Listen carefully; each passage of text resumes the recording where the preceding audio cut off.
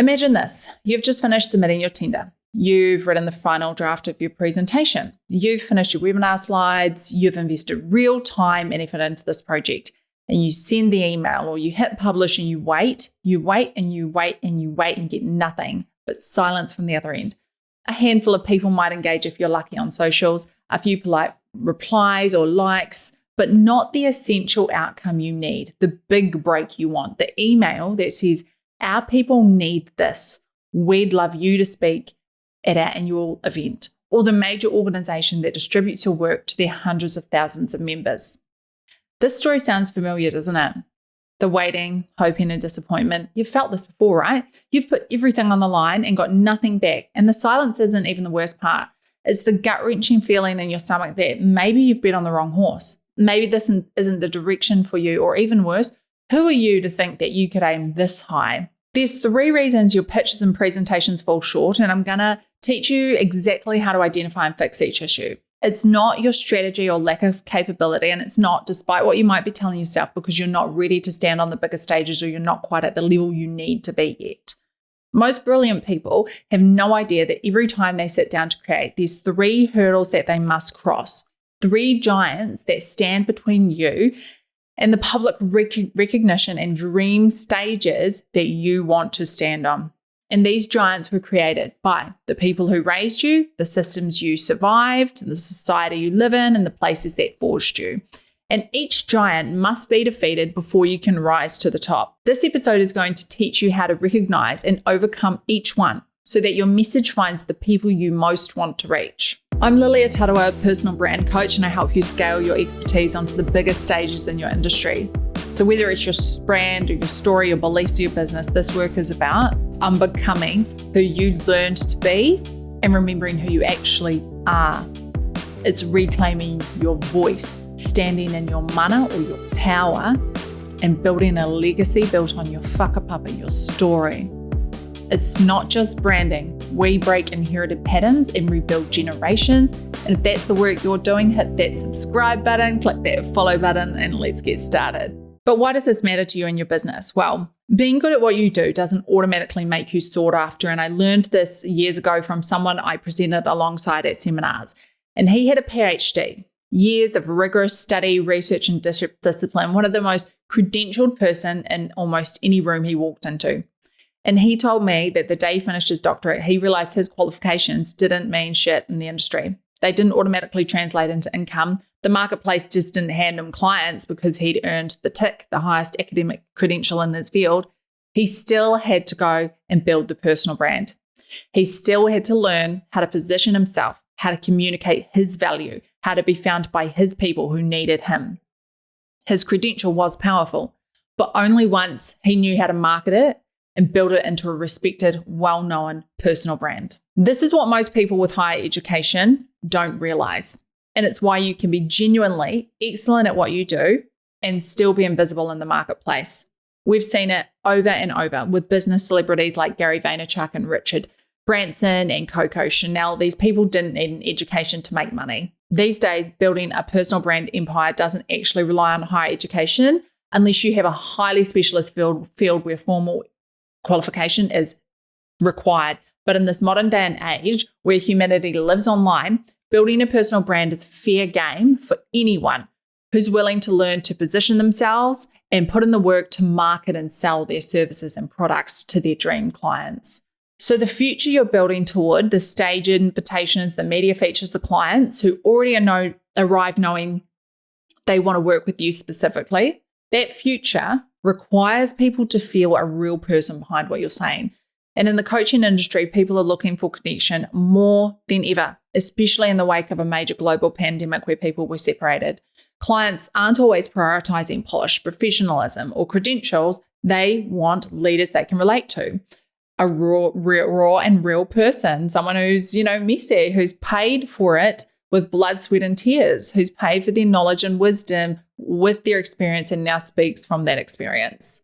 So in a world that's becoming more and more inundated with AI-generated content, when someone encounters a real voice that's unmistakably real, a brand voice with the full weight of a specific life behind it, they're drawn in and they stop and they stay and they rewatch, they send it, they share it with a colleague, they become invested in you, they stalk you online, they want to know more about your services and how you can help their career and their organization, and they reach out with an invitation to work with you. And that's what it means to stand out.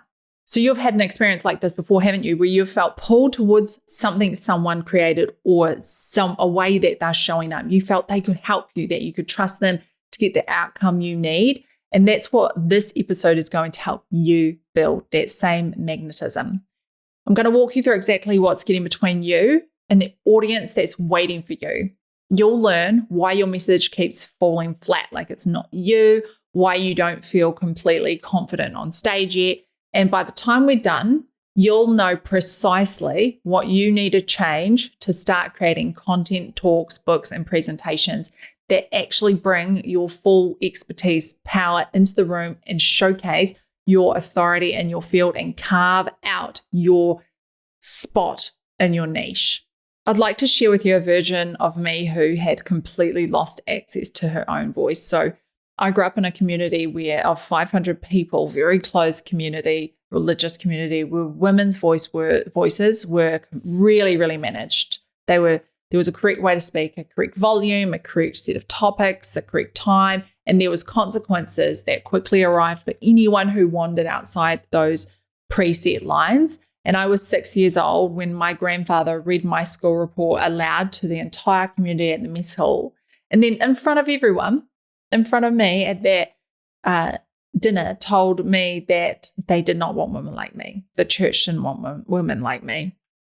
Because my teacher had written that I demonstrated leadership capabilities, and he treated that as a problem, something to be fixed, because it was a threat to his patriarchal way of life. So I, after having this experience, adapted my behavior and learned to speak in the language of that place, to produce the expected response, to keep my real thoughts hidden so I could stay safe. And I got very good at it. And by the time I left that church at 18, that habit was so deeply practiced, I couldn't actually hear my own voice clearly anymore. But when I began to deconstruct my faith, I was surprised by how far that pattern actually followed me in my life, like a tenacious root clinging to me. And I walked out of those church rooms run by men and into professional rooms, also largely run by men, and I did the same thing all over again. I read the room, I produced what was wanted, I softened the positions I actually held, and I pitched proposals that were polished and credible, but empty of me and didn't really have my power and my voice.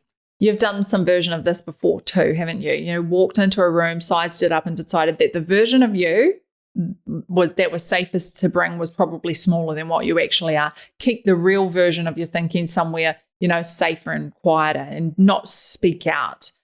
So at the time, I didn't have a name or a word for what was happening to me, but I understand it now. The giants that had been built inside me from when I was 6 years old were still standing in my way, erected by every room and every system that ever told me I had to be smaller, to be safer, to be less, to be accepted. And every time I sat down to create a talk or write a proposal or build a presentation, that big giant was already standing there blocking the way, standing between my real voice and the people who needed to hear my message. What changed for me in the transformation came from sitting with a Māori healer in the hardest season of my life, where I was questioning my ability to carry on and being asked to look honestly at what I'd actually lived through and what I genuinely had come to believe because of it. And what I slowly began to understand was that the voice I was using in the world wasn't mine at all. It was a voice shaped by the places, the experiences, and the people that I had survived. And the problem wasn't that I didn't have a voice. It was that my voice had almost been completely buried. And I'd become so practiced at keeping it hidden that I no longer even noticed that I was doing that anymore. And that's when I understood that, well, these giants can be defeated. This giant can be defeated not by becoming someone different, but not by getting another qualification or waiting until I feel like I'm ready, but by facing each giant directly and refusing to let those giants stand in my way anymore. So I made a promise to myself that I'd let myself speak, that after years, of adapting, of producing what was wanted, of keeping the real version of me hidden, I would stop burying myself. I would stop hiding myself. I'd reclaim my leadership and I'd acquaint myself with my own power and let it move through my work, my books, my talks, my presence online. I'd let it be fully, unapologetically human. And that was when my brand really started to gain growth and attract those dream keynote stages, because for the first time, people could really feel a real person behind what I was saying. And that's a different beast entirely.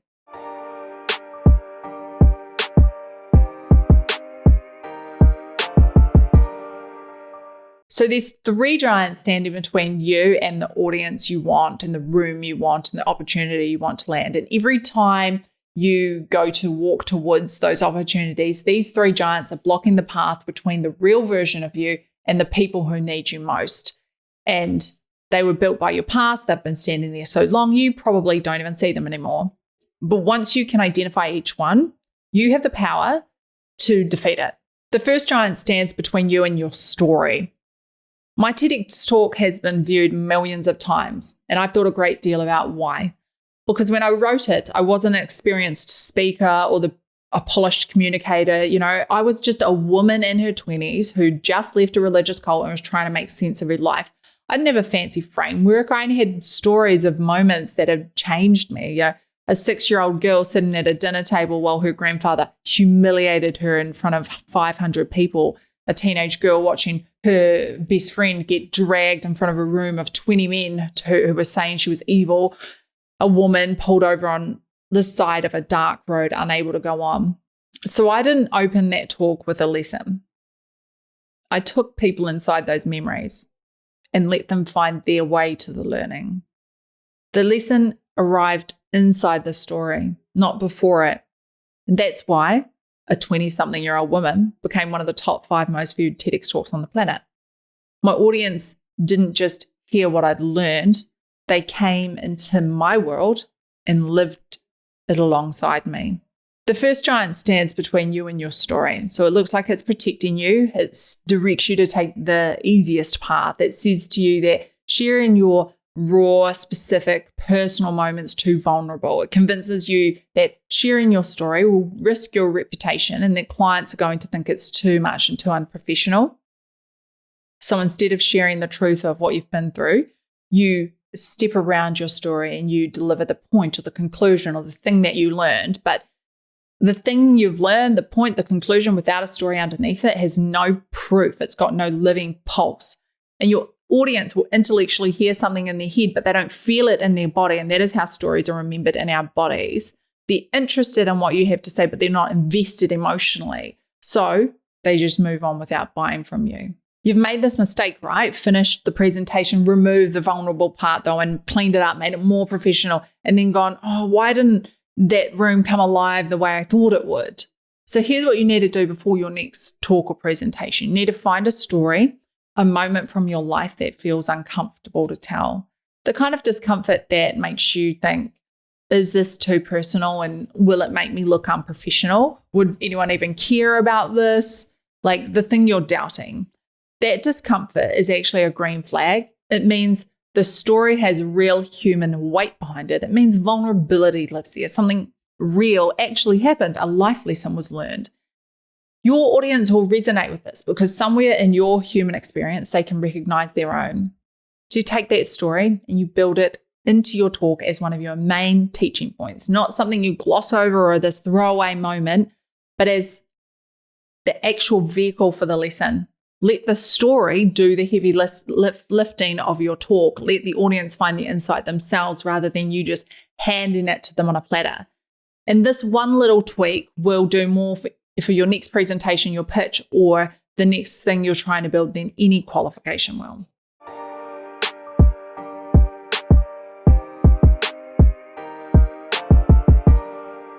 The second giant stands between you and your presence. And this one is sneaky because unlike the first giant, which blocks like your story, this giant doesn't stop you from showing up. It actually lets you show up. It just makes sure that every time you do show up, you're a slightly different version of you, slightly different person. So in college, when I was attending lectures on marketing and design, I learned something that every brand strategist in the industry applies without question. So when you build a brand's visual identity, you create recognition across the board. The same colors, the same fonts, the same patterns, the same message. At each touch point on every platform across every asset, the same design language is used. The purpose of this is much deeper than just aesthetic. Think of a brand you love or a brand you recognize all the time, like Apple or Nike or Adidas. What comes to mind first when you think of that brand? It's almost always the logo, not because it's the most amazing logo ever designed by mankind, but because you've seen it about 100 million times. Every time you encounter one of those brands, a pattern gets laid down in your mind. And over time, this repetition leaves an impression on you, and that pattern becomes recognition, and recognition becomes familiarity, and familiarity consistently over time becomes earned trust. The same principle applies to your brand persona, your voice, your character, but so many brilliant coaches and business leaders, they never take the time to develop this for their personal brand. People can't get a clear signal on who they actually are because their character is adapted to the room or the situation. And you probably know someone like this, don't you? Someone who changes their personality based on the room they're in. And each version of the character they play is carefully calibrated to what that particular space expects. So if you're willing to also get really honest with yourself, you'll even recognize that pattern in your own life. And this is the second giant doing its work, silent and invisible, standing between you and the audience you're trying to connect with. Each time you change your persona to fit the room, the giant wins. Your audience can't lock onto who they are. They can't build a clear picture of what you stand for. And when people can't get a clear read on you, it undermines the trust they have in your brand. They don't feel confident to invest or refer you. They just walk away, find someone else. And I learned how to defeat this giant the same way you'll defeat yours. I sat down, got honest about what I actually believed, and stripped away everything that was borrowed or calibrated from what I thought people wanted from me. I decided to make my own decisions about what was important to my life, my business, and my brand. And once I clarified my brand values and wrote them down in a clear, succinct sentence, I then built them into the beating heart of my brand. And from that day on, everything I created grew from those same roots: my public talks, my coaching program, my social content, podcast features. And everything's all anchored to the same unchanging core conviction. And when you get really clear, that giant loses its footing because that giant is built on shape-shifting, and clarity is the one thing it cannot survive. So this is what's required of you: a decision about who you're going to be from here. Because here's the truth about how this giant gets built. It comes from a time where reading the room and becoming what's needed keeps you safe. That's the survival skill, and it served you at that point in time. But survival and leadership aren't the same. The stages you want to stand on, the rooms you want to command, the clients you want to attract, they don't need your adaptive self. They need you to arrive fully. The same person you were yesterday, the same person you'll be tomorrow, unshakable. So here's how you bring this giant down. You defeat it by finding the one conviction that runs underneath everything you create, regardless of the platform or the room, and you refuse to let that one conviction go. So what is the one thing you know to be true that most people in your field are not saying? What is the one belief you will stand beside come what may? What is the one belief that you hold in such high regard that if the world turned against you, you would die on this hill? Write that down in a single succinct sentence. Stick it on your office wall or somewhere you're going to see it every day, because that is the underlying thread for everything your brand creates. And your job is to weave it through every single aspect of your brand: proposals, keynotes, social media, podcasts, websites. Let your creativity be as wide as it wants, but let the thread of conviction be singular and clear. This is your brand voice. It's the foundation that builds your powerhouse presence. And a presence that powerful is what brings this giant to its knees.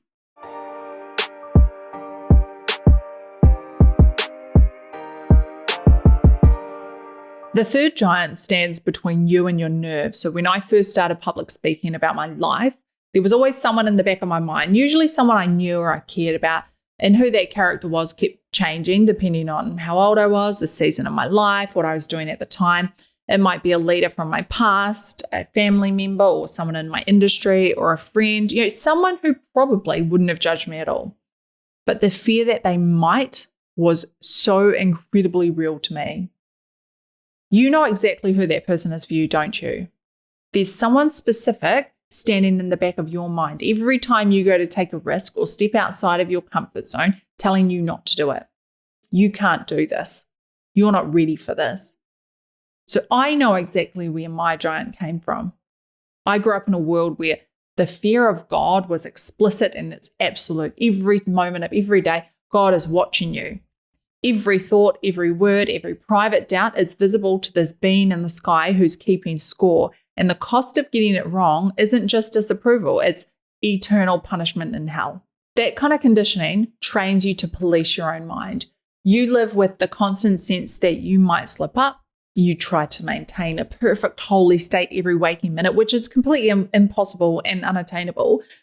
And when you leave a high control religion or a home where parental standards are impossible, these habits do not just vanish. They turn into an internal critic, a voice that judges everything you do and never lets you be enough. The voice that once kept you compliant doesn't just switch off when you sit down to write a keynote or decide to build a new business or pivot your direction. It just finds new material. And this is the third giant doing its work. And unlike the first, this doesn't block your story or fracture your presence. It gets inside your head and makes you do it to yourself. So each time you second guess yourself, every edge you remove, every true thing you decide not to say, that is this giant standing between you and the work you were meant to put in the world. This giant is eating your courage. And for a long time, that giant stood unchallenged in my way. Each talk I prepared, every chapter I wrote, the posts I published were filtered through this idea. Is it going to be accepted?